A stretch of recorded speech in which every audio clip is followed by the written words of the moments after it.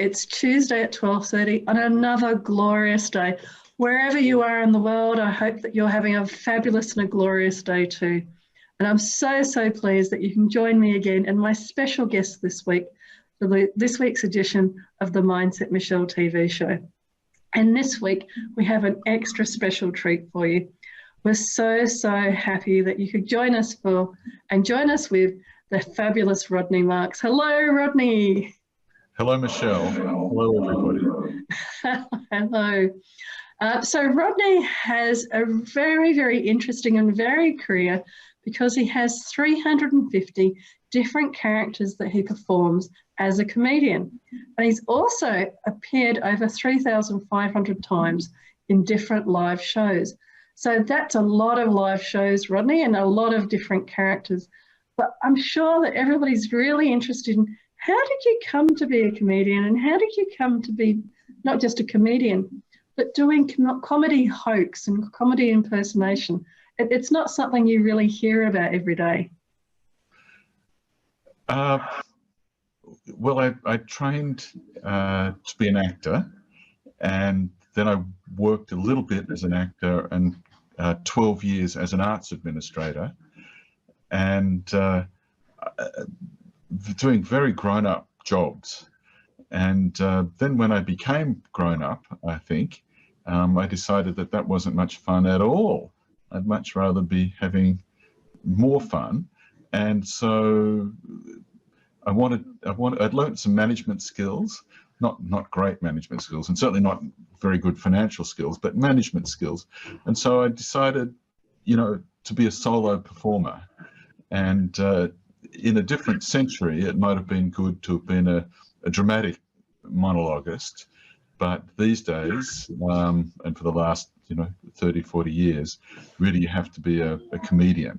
So in order to be a self-contained, standalone, write your own stuff, perform your own stuff, do your own travel, do your own stage management and so on, you're limited to the genre of comedy. And then within that, we've all heard a lot of highfalutin people say nothing, or maybe say something even worse than nothing. And so it just seemed natural to impersonate those sorts of people and the speeches that they make. So my characters are extremely important people who during the performance disintegrate into fools. And so, it could be a managing director or a psychiatrist or a judge or a politician or a chief executive of a government department or a charity, and or a religious person, religious minister, and they all disintegrate. Of course, not all of these people in real life are fools, but a number of them are, and we shouldn't suffer them gladly. So I do comic monologues at all sorts of events. Wonderful. And like I said, I don't think many people have really heard it described in that way. I know that people think of stand-up comedy typically when they think of comedy. And also with what you do, there'd be a lot of observational and commentary. Do you think that you've always, what was it from your background that led you to be interested in that kind of observational comedy? I suppose a very dramatic family life as a child, which is now a long time ago. I'm going to be 65 this year. Here's a fun fact. If you develop Alzheimer's before you're 65, it's called early onset. But once you turn 65, it's just dementia. So, so in October, if I start becoming forgetful or losing my line, well, actually, as an aside, the great thing about being a monologuist is that if you lose your lines, no one knows but you. So I like that. I commend that to your audience. Well, like a professional speaker, I suppose, or a counselor or a coach, you really have your own agenda that you don't share with anyone else. You can beat yourself up afterwards if you, oh darn, I forgot to ask that question, if you're a coach, I suppose, or I forgot to do that funny line, but no one else knows, so it doesn't matter so much. Of course, if you're an actor and you forget to feed someone their line, it's a catastrophe. That's terrible responsibility. Yeah, it's a very, very different world. And I think it's interesting then, because you again would have this different lens by creating so many different characters and looking at life and what people are saying rightly or wrongly. How does that feed in then to what you define and what you think of as success for you and in your life? Well, I don't feel successful or unsuccessful, really. It's satisfying not to have a day job and never to have had a day job in the last 30 plus years. So I guess that's good. A lot of entertainers have to do something else, maybe something that's not too draining on their creativity, just something they can be automatic at, taxi driving or Uber driving or that sort of thing. Although a lot of comedians these days are professionals, doctors and lawyers and accountants and engineers and architects and so on. I think it would be hard to have that parallel life. Yeah, I'm not smugly satisfied with where I'm at, but it's good to still be doing comedy full time, and it's a strange time now since COVID. I always thought comedy was essential. It was an essential service like mindfulness coaching, but apparently no. It's a luxury good. It's something optional. It's an elective, and so I've been doing some filming, some TV commercials, and a very few corporate gigs that might require travel to areas that, like the Gold Coast, which are usually not in lockdown. But yeah, it's not something I planned for, and I don't think anyone did. But when you've got all your eggs in one basket, on the one hand, you're totally committed. There's no plan B. There's no way out. So you just keep doing it, and by mere practice, you become better at it than if you did it once a week. But then if there's a catastrophe like COVID, you're kind of left high and dry. But at least you know who you are and what work there is comes your way, and we all hope that COVID will lift. Yeah, and I think that, you know, that the times that we live in are quite strange, and I like your observation around, you know, the focus and the concerns around sporting activities continuing, but the arts, whether it's comedy or music or whatever, which actually, you know, lift people's souls and spirits when things are tough, when times are tough, have actually really suffered. So that there has been that kind of contrast in priorities, if you like. Now, I don't know if you can hear, but at the moment, Deborah and I'll just go and get the product of the noise making.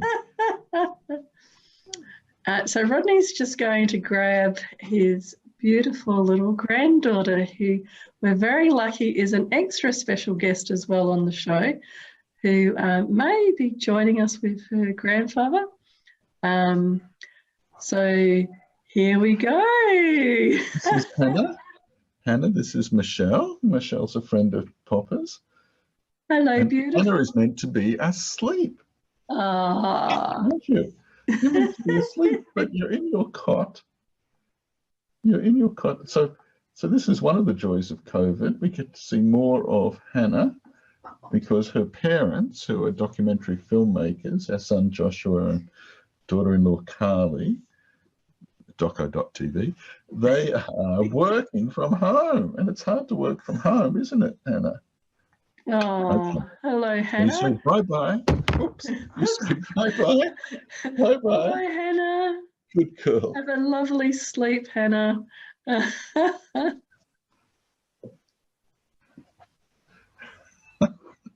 That's beautiful. Well, thank you for sharing. I must credit Hannah as a guest appearance on the show today. Yes, she's a delight, and it is. Yes, it's the um, the reward for being a parent. Yeah, to be a grandparent.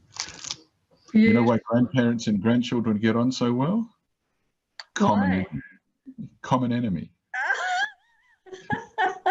And so on. There's a new repertoire of gags. Yeah.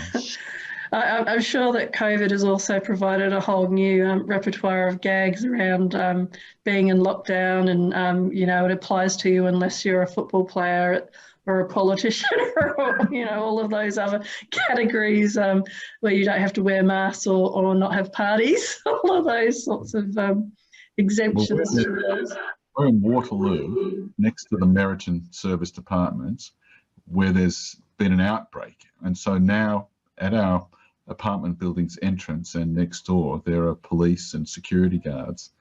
It's nothing that you really could have predicted. It's absolutely remarkable. But Waterloo's in Sydney, Australia, is becoming so gentrified that it's having a name change. It's going to be called Eau de Toilette from now on. There you go. Instead of being about the water in the loo, it's going to be about the toilet. That's gorgeous, Rodney. And in preparing for today, a lot of the people and a lot of the comments I was seeing in social media, people were interested in how you can use that kind of humour or making those observational comedies in the workplace. And so if we turn now and look at, well, what is some of the keys? You've had quite a long and distinguished career. What would be some keys around mindset that you would say would be gifts that you could give to people about how to get through, your world turning upside down because they decided to have a party in the building next door to you. So you can't plan for all of these sorts of things. What would be some of your tips? Well, I've observed, of course, people using humour successfully and unsuccessfully, and those who use it successfully generally are self-deprecating. So if you make a comment, not self-hating, that's important not to be self-hating, but if you make a comment about yourself, your appearance or your anxiety about COVID, that's completely different to talking about someone else's age, race, ethnicity, gender, sexual persuasion, all of those identity markers that can be said with terrifically good intent and no harm meant, but there's no way you can judge how it will be received. I think whether professionally or just as a general human being, telling a joke is an act of courage, because sometimes joke telling will fail and you look like an idiot. And worse than that, you can be hauled in front of HR for violating a code of conduct. So you can make comments about, Deborah, do you think you just go and sit in there with her? She seems very happy, babbling away. Very happy. She's doing her own personal monologue. Yeah. I think it's an interior monologue, but she's enjoying it. She's absolutely amazing. I forgot what it was like to have a 2-year-old. They're full of joy. Yeah, a lot of people come a cropper with the status aspect of comedy. So if you're a superior in a firm, whether it's either a charity, a non-profit, a government department, or a business organization, if you're a senior person and you're making fun of a junior person, that's most likely going to fail, because then the comedy is weaponized. But making jokes about the boss are kind of okay, and usually are received even by the boss, with better grace than the other direction. I think that's the one of the keys of humour, to take the mickey out of authority. It's a very Australian thing to do, to level a hierarchy. You might be my boss, but I know more about some aspect of life that you don't know anything about, you know. Yeah, you might be my boss, but you don't know what it's like to change a nappy, a 2-year-old nappy at 65, that sort of thing. You may be the most, you know, may have a Nobel Prize or something like that. Oh, yeah. Nobel Prize as well. What do they know? They've spent 40 years in a lab looking down a microscope. They don't know anything about life. Yeah. So it's funny. I've been Nobel laureates, and the respect people give you is amazing. You know, I've been a king and Pulitzer Prize winner and professor, all these high status things. And then as people get to realize that you're just a regular guy, and even worse, a comedian who is lower status than you, that their attitude to you changes. But it does give you a feeling like, wow, you really, if you were, you know, head of cardiology at a particular hospital, you would just be loved day and night. It would give you so much status. If you're prime minister, if you were a judge, people just give you, and like, you could be a terrible judge, you could be a terrible prime minister, but just because of your status. And same goes with wealth. Oh, he drives a Maserati. Wow, must be really, I must get his opinion about something completely unrelated because everyone is a Renaissance person. Yeah. It's interesting with the mindset stuff as well around that you know, when people lose their role or they lose this or that, and then it comes back to them again, and they have to work through, you know, how much of themselves they saw in the role or the Maserati or whatever it might be. And they lose sight of their value as a person outside of those roles or the Maserati. But you're right, it's a two-way street because the world around them treats them differently. Yeah. In fact, I used to do little experiments that I will still every now and then do. But I remember going into the bank and dressing casually and going, oh, they're treating me badly. This was back in the days when we used to go into the bank in person. And then going in dressed up in a business suit like now and going, oh, okay, yeah, this is really interesting. I'm the same person, same amount of money in the bank, but just the perception because of how I was dressed just completely changed how they behaved and treated me. Well, that's fantastic. You didn't need to do character comedy to come to that conclusion. No, it didn't take 350 attempts or 3,500. That's pretty impressive. So what would be another tip that you might want to share with people about creating that successful mindset? Well, through the use of humor, you can kind of role play to the extreme. So customer service, which you've alluded to, is one way of doing it. It is for NAB a couple of years ago. I was an ultra high net worth individual talking to a room full of bankers dealing with personal wealth management, and someone came up to me and said, you know, what's it like being a high net worth individual? I had to correct them. I said, no, I'm an ultra high net worth individual. And apparently the cutoff is if you have $50 million disposable, ready to allocate to any particular bank. And they were so apologetic, and it's like, it's just so if you feel bad, you can just pretend to be an ultra high net worth individual, and don't even tell anybody. It just washes over you. It is a bit of don't you know who I am? You know, the classic joke. The Prime Minister goes to a nursing home and says to an elderly resident, do you know who I am? And the lady says, no, but if you ask sister, she'll tell you. And I just, so many people in many different ways tell you, don't you know who I am? They drop that they've just been on a holiday somewhere glamorous, or that they've bought a glamorous item, or that, you know, their prestigious, their clothing, which is just a costume, of course, as you alluded to. The suburb they live in, the school, especially in some towns in Australia, for instance, if you're in Melbourne or Adelaide, it's very important that you mention the high school you went to. You know, on the Gold Coast or Sydney, it's important to mention the suburb you live in, all of that kind of nonsense. But, you know, not to be too impressed by it. And to know Yeah, who I'm you sure are. it's asking anybody that lives in Mosman about wealth management advice or something like that, because they live in Mosman, yeah. Well, if you can't marry well, at least divorce well. I think that's That's the trick, eh? that's the truth. Yeah, yeah. It's never too late to divorce well, but of course you have to marry well to start with. You do.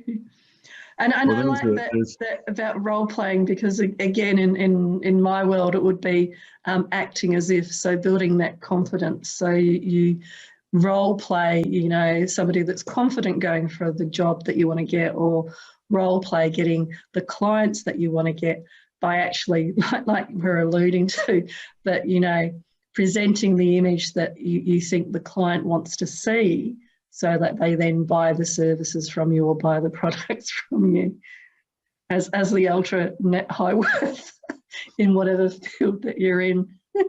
I can see that you're kind of like a theatre director, Michelle. I can see that, and your colleagues are the actors, and you're giving them motivation tips and scripting tips and movement tips. I can see that. You're also a bit of a choreographer. Yeah. That's it. Well, you know, as Shakespeare says, life's a stage, and we're all just going through the different acts of that stage. Yes, yeah. He was so wise, amazing. He invented the human being.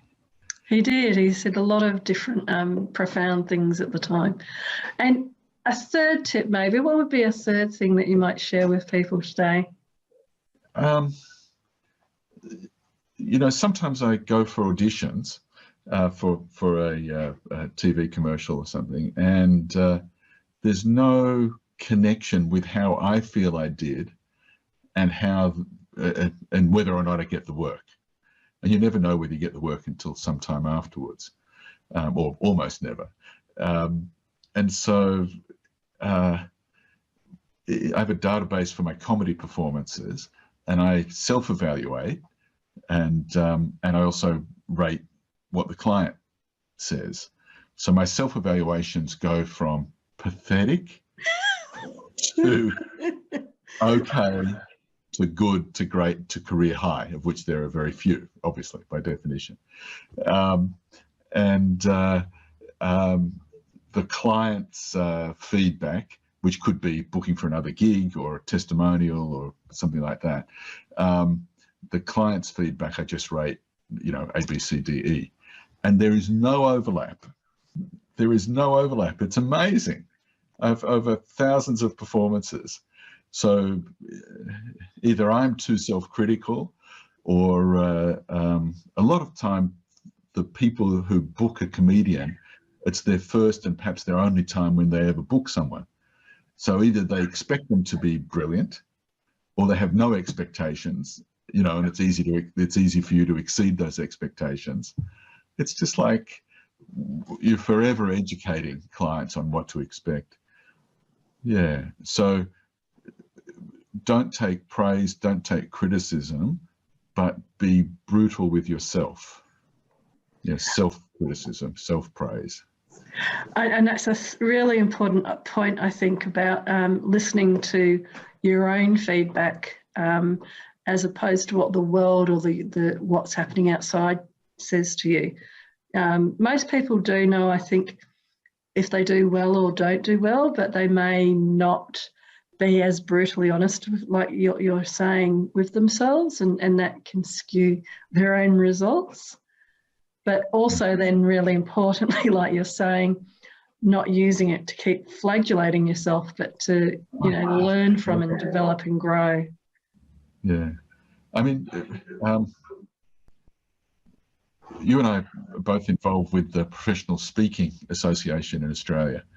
And many years ago, I was asked on a panel, you know, what do you do if you fail on stage? Which is a reasonable question, because you will fail.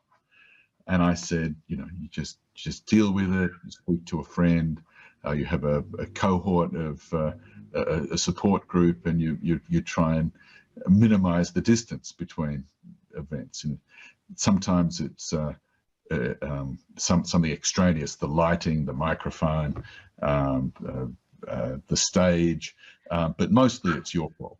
So if it is your fault, my worst one was actually where the guy presenting before me presented exactly the same material as me. That was like, how do you come back from that one? oh, man. Please continue, Rodney. That was interesting to deal with at the time. Well, what you are doing by acknowledging that is amazing and very rare. The head of a speakers agency, who's since no longer head of a speakers agency, said, she was on the panel, and she said, I would never book anyone unless they would guarantee to be successful 100% of the time. So the people that she booked either were lying to themselves, or that is self-deluded, or hustling her, because no one can make that guarantee. So some comedians and comedians I admire tell jokes, and the jokes usually fail. So then they have saves, and a lot of their act becomes the save. And that's sort of meta comedy in a way. But no matter what field you're in, you can develop you know, ways of coming back. If you're presenting a serious topic and it's not working, the metaphors aren't working, the analogies are not working, the level of usage of your language is too high or too low, whatever, you can, because you're working live, you can claw your way out of it by having a repertoire of saves. Yeah, and I think that's what comes with experience, being able to, like you're saying, claw your way out of it, because although you turn up with the best of intentions, like I did that day, and then you watch the person beforehand to gauge the audience, etc. When you literally see the same examples being used and same exercises, you adapt, because you have to, and that's part of what you learn to do. And like you're saying, I like that example of saves. You use different things to keep the audience going with you on your journey. Well, you're so professional to turn up before your presentation time slot to watch the people or the person before you. Imagine if you hadn't, that would have been a catastrophe. So yeah, it would have been interesting to have gone in and then not knowing why it wasn't connecting with the audience. So for our audience today, how can they contact you? How can they get in touch with you, Rodney? LinkedIn is probably the best way. Yeah. So if I go to Rodney Marks on LinkedIn, then that's the best way to connect. Fabulous. And if you were to give some advice to that younger Rodney who was studying theatre and doing all of that very hard work, learning scripts and everything, what would you say to your younger self? What advice would you give your younger self? Probably to be less in awe of one's teachers and more in awe of the audience. So yeah, the audience are co-creators in comedy and maybe in other live presentations as well. They help you with your pausing and with your material.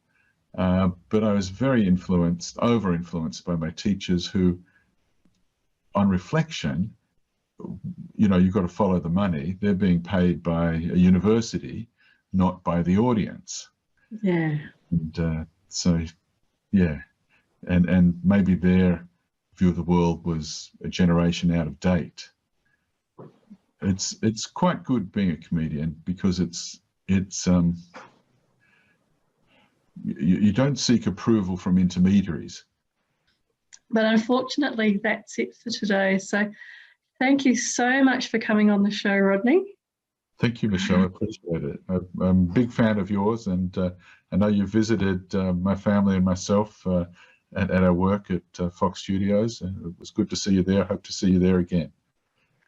Oh, it was my honour, and thank you so much. It was really beautiful to meet the baby and everybody in person. And but thank you for your time, Rodney, and to everybody out there, from my heart to your heart, be great, be fabulous, and be you.